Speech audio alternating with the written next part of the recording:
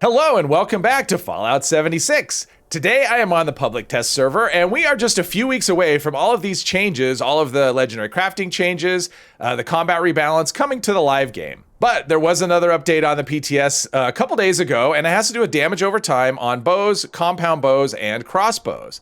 Now, this is a dedicated archer character, and I do like bows on the live version of the game, so I think they're in a pretty strong place. Crossbows, not so much. I find them to be pretty weak. But with these recent changes, I don't think that's the case any longer. I think crossbows will actually be a really good option.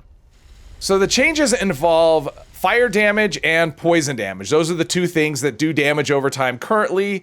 Cryo damage doesn't do damage over time. I'm hoping that changes at some point in the future, but at the moment it's just, if you want damage over time, you want fire or poison, and I think the choice is going to be fire. So we'll look at that one first. So fire damage, this is a full health character. I have all of the archer perks maxed out, and I have Bloody Mess maxed out, and that does affect the amount of damage over time that you'll do. So we're looking at 368 over 6 seconds, which is a significant boost.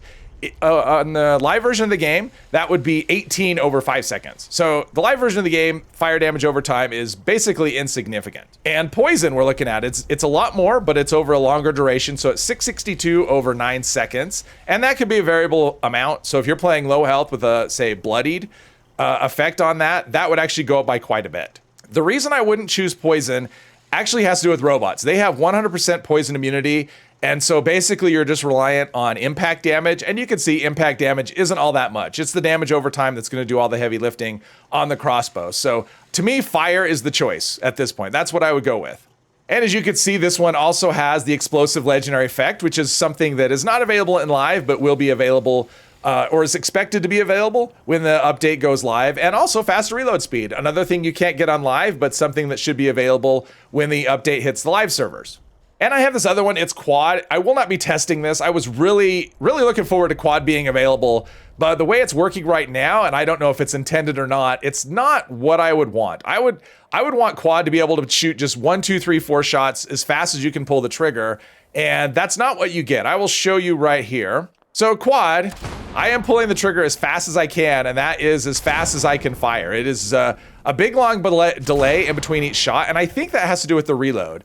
So I think the amount of time it takes to reload is kind of built in between each shot, which to me makes quad not all that useful. If I have to have that big long delay in between shots, I might as well use a star that gives me extra damage as the first star and just reload after every shot. So that's why I'm not using quad in this video.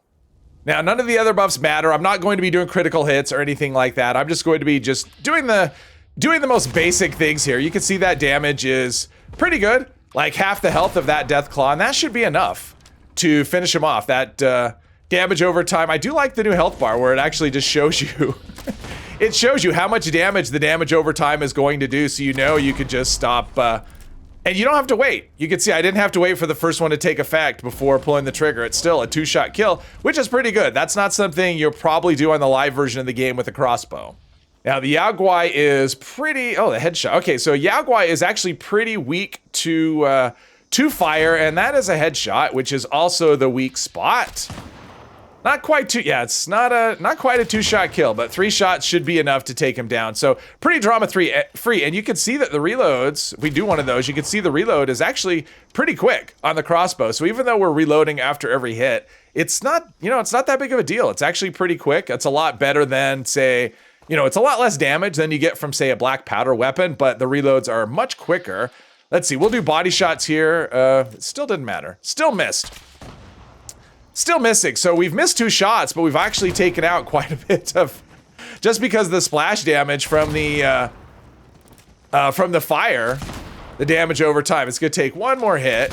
But the nice thing is you don't have to wait for the damage over time to take effect before taking that other hit. So far, it's a very drama-free weapon and a lot more effective than it is on the live version of the game. Now, another reason for choosing fire is when you get to enemies that are kind of close together, we should get enough to spread. So you can see the damage. So here's the ones we didn't hit, but still we took a significant portion of their health versus the one we hit. In fact, it's not that much different. So that one's going to be dead. And this one was far away, and that one that one's dead. And if you hit them, it actually does more damage. There we go. Then we got, oh, I got 2 for 1. So this was close enough to get the fire damage over time. So you can see that is really effective firing into a crowd. Now, super mutants have not been rebalanced yet, so they're kind of, that's still pretty good though. Body shot is not, I mean, body is not the weak spot. So 2 shots to kill level 75 super mutant. Not, I mean, not the best. Obviously you're hoping for 1 shots, but ooh. Yes, something to be mindful of. That damage over time, you get a little bit of splash damage, it's going to affect you too. So level 50 super mutants should be a 1-hit pretty much every time. So what I'm hoping for here is to get a cluster right in the middle so I can hit multiple enemies just to see how effective that damage over time is. Now that one over there didn't get a hit on him. Level 75, so level 60 should be a, now that should be enough. Nope, not quite enough. But you can see, I mean, the damage over time, because of that splash damage, it does a lot of damage. And actually, one of the issues with, you know, if you want to play this way, if you're in an event, you know, with a crossbow, probably tagging things is going to be a little challenging. But with this, you know, damage over time, not so much. Fire into a crowd and tag a lot of things. Let's see, get rid of, wait, he had a, he hit me with a missile, but he's got a sledgehammer. Not sure how that works. Now, unfortunately, they are choosing this time to not stand near each other. Oh, there we go. Get close to your friend over there, and maybe we can get a little bit of splash damage. So he should be dead, and not quite enough. Not quite enough. Oh, but even though I missed, just the splash damage alone should be enough to finish him off. So just a reminder, this is the test server, but it is scheduled to go live on September 3rd. And as always, it is subject to change. But hopefully you enjoyed this video. If you did, please hit one of the buttons, and I hope you'll join me in the next one. Thank you very much.